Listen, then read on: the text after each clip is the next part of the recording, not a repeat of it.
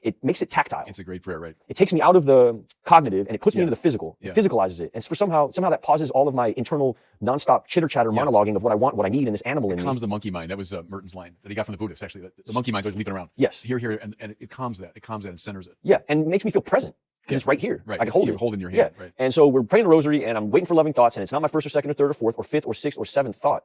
But then I hear a thought like, call your mother, tell her you love her. Now, me and my mother at this time, my mother don't want nothing to do with me. You know, the news that had come out has been like I've been abusive to women, and I've been shooting dogs, and I've been willingly giving women STDs, and like it's disgusting. It's depraved. And my mother is embarrassed beyond all imagination. She doesn't want nothing to do with me. And we hadn't talked, and I'm living in this parking lot.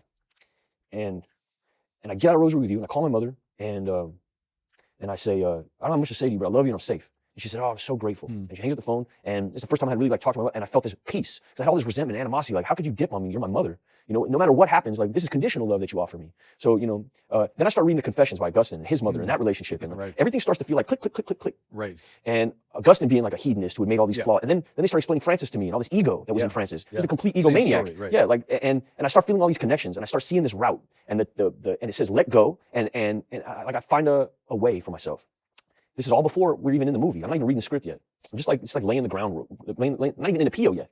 I'm passing Pio's statue every day and I'm kissing him on the hand just out of like reverence for the statue. But I don't know anything about the man yet. Then I get to reading about Pio and about suffering. Now, this is another hack that happens to me at some point where I felt like my suffering was pointless. I didn't understand what was going on. I felt like, you know, and Father James walks me through like offering your suffering up as purposeful, as like intrinsically valuable, that God taps certain people to go through certain suffering so that they can be more effective at bringing the good news forward. And we start talking about purpose. And I'm questioning like what my purpose is. Because before this moment, my purpose was just to be a good actor. My purpose was just to be the best actor. That was my whole purpose in life. Like just such a little dream, like the dream of an ant. Yeah.